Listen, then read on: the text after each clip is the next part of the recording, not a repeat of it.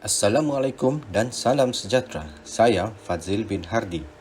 Kumpulan kami akan membentangkan berkenaan dengan ciri-ciri budaya pemakanan bagi masyarakat dari pelbagai kaum seperti kaum Melayu, Cina, India dan etnik Kadazan Dusun.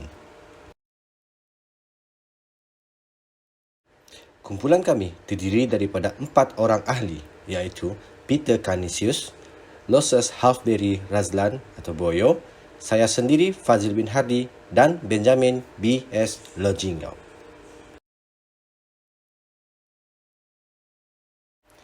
Ciri-ciri budaya masyarakat dari aspek pemakanan.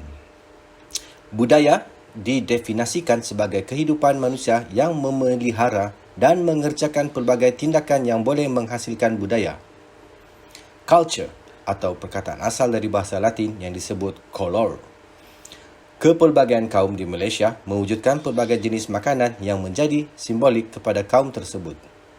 Oleh itu, topik yang kami pilih ialah mengenal pasti ciri-ciri budaya pemakanan bagi masyarakat dari pelbagai kaum seperti kaum Melayu, Cina, India dan etnik Kadazan Dusun. Seterusnya, saya serahkan kepada rakan saya untuk membuat pembentangan yang seterusnya.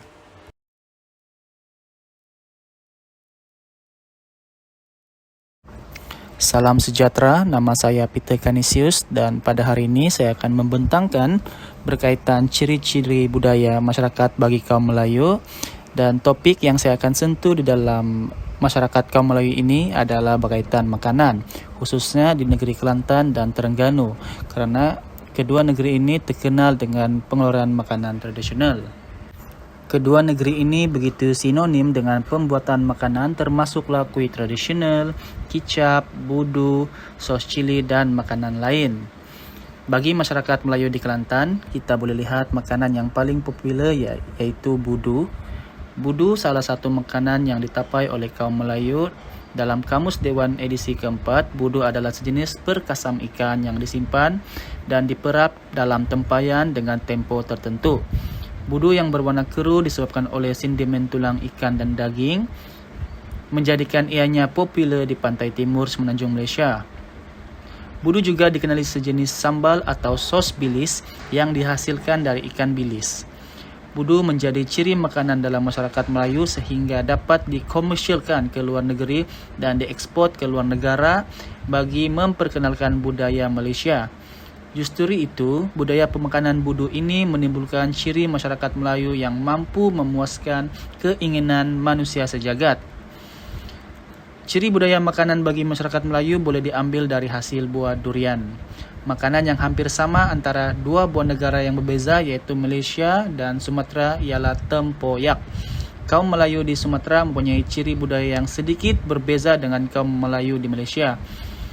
Perbezaan ciri budaya antara dua buah negara ini iaitu dengan cara memasak dan menyediakannya. Tempoyak merupakan makanan hasil fermentasi daging buah yang diperolehi daripada buah durian. Proses pembuatan tempoyak hampir sama seperti budu, di mana isi durian yang telah dibuang biji diletakkan di dalam sebuah tempat. Seterusnya diletakkan garam secukupnya sehingga isi durian tersebut mencapai tempo matang. Masyarakat etnik Melayu paling gemar untuk mencampurkan tempoyak ke dalam ikan masak lemak atau sup ikan. Tekstur tempoyak ini sedikit pekat dan berkrim, mempunyai bau yang kuat dan rasa asam. Bagi masyarakat etnik Melayu, tempoyak yang memiliki peranan penting sebagai pelengkap makanan dan memberi rasa unik yang masam dan manis sekaligus dapat menaikkan selera makan mereka. Seterusnya, saya juga akan membentangkan berkaitan ciri-ciri budaya makanan bagi kaum Cina pula. Statistik yang dipaparkan dalam perangkaan demografi Malaysia menunjukkan bangsa Cina di Malaysia berada pada tahap kedua yang tertinggi selepas etnik Bumiputera. Masyarakat Cina di Malaysia sangat mengutamakan adat dan budaya bangsa mereka sebagai gaya kehidupan seharian. Pakaian dan pemakanan sebagai pengukur tahap disiplin penganut Buddha berbangsa Cina di Malaysia. Makanan yang popular di kalangan masyarakat Cina dan dikenali oleh orang ramai ialah kuih bulan. Kuih bulan ini biasanya akan muncul ketika perayaan Tahun Baru Cina dan juga semasa perayaan pertengahan musim luruh yang biasanya berlaku pada bulan Ogos hingga September. Kuih yang sinonimnya berbentuk bulat dan mempunyai corak pada permukaan atas kuih ini mempunyai maksud tersirat. Bentuknya yang bulat seperti bulan bermaksud berkumpul semula.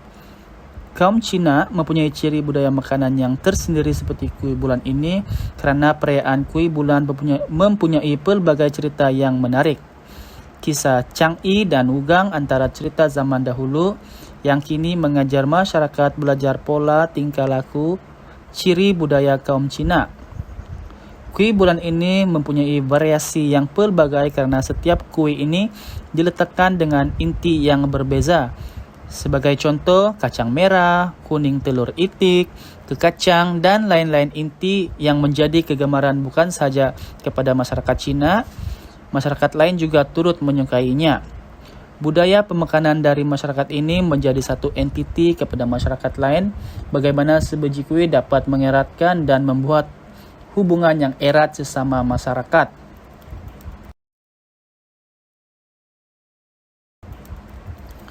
Selain aneka kuih muih, isang juga merupakan salah satu makanan kebudayaan bagi kaum Cina. Isang menjadi simbolik kepada perpaduan kerana negara kita yang mempunyai pelbagai masyarakat majmuk. Di Malaysia, masyarakat kaum Cina akan menyambut perayaan Tahun Baru Cina bersama ahli keluarga dan sahabat. Isang disambut malam sebelum Tahun Baru Cina yang mengarahkan semua ahli keluarga untuk berkumpul.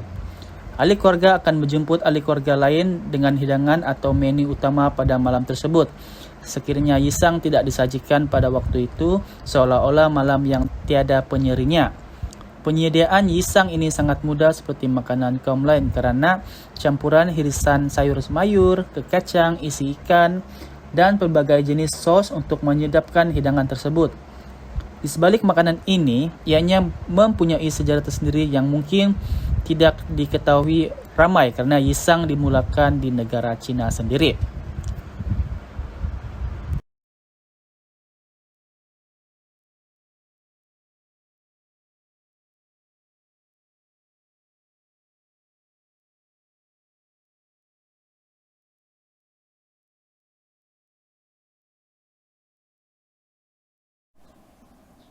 Saya Benjamin, nombor matriks 290571.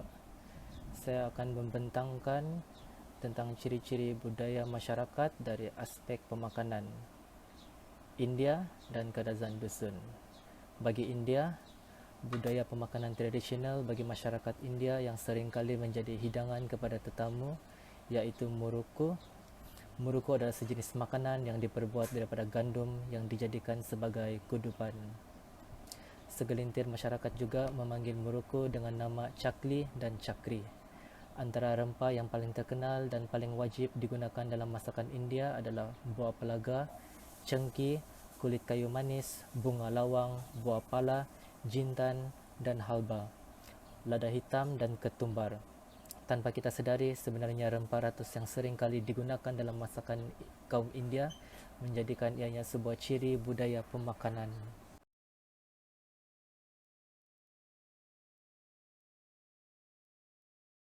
Bagi aspek pemakanan Kadazan Dusun pula, salah satunya ialah nasi bungkus ataupun lebih dikenali sebagai linopot.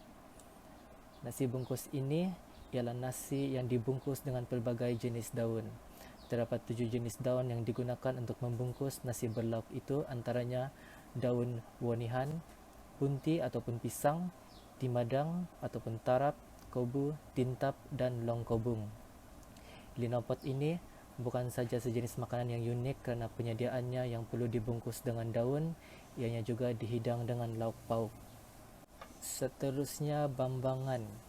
Bambangan adalah salah satu jenis buah bermusim yang seakan dengan buah mangga kerana ianya termasuk dalam kumpulan buah mangga. Bahkan rasanya juga yang hampir sama dengan buah mangga. Kebanyakan etnik di Sabah ini lebih gemar untuk membuat jeruk dan secara lazimnya dimakan bersama ikan masin. Selain buah bambangan, tuhau juga adalah sejenis tanaman yang dikategorikan sebagai sayuran.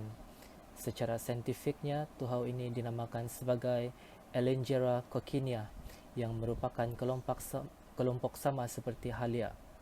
Tuhau ini lebih mudah dijumpai di sekitar daerah Tambunan, Ranau dan juga Keningau. Namun disebabkan permintaan yang luar biasa dari penduduk luar, ramai penduduk tempatan telah menanam sendiri pokok tuhau ini untuk dikomersialkan dalam Malaysia. Seterusnya adalah kesimpulan bagi pembentangan kami. Secara keseluruhannya, budaya pemakanan yang diperkenalkan dari setiap etnik dan kaum yang ada di Malaysia ini mempunyai nilai dan sejarah yang tersendiri. Hidangan makanan bukan sekadar untuk santapan semata-mata, tetapi rakyat perlu mengenal dan merasakan setiap cebisan dari makanan tersebut. Ciri budaya yang lazim kita lihat pada hari ini telah memberi impak yang positif kepada masyarakat yang lain. Sebagai contoh, keenakan dari kuih bulan yang dihidangkan semasa pertengahan musim luruh telah menjadi punca pendapatan usahawan wanita. Makanan yang diolah tapi tidak menjejaskan rasa dan bentuk menjadi satu elemen untuk kita pertahankan tradisi dan budaya yang telah diamalkan.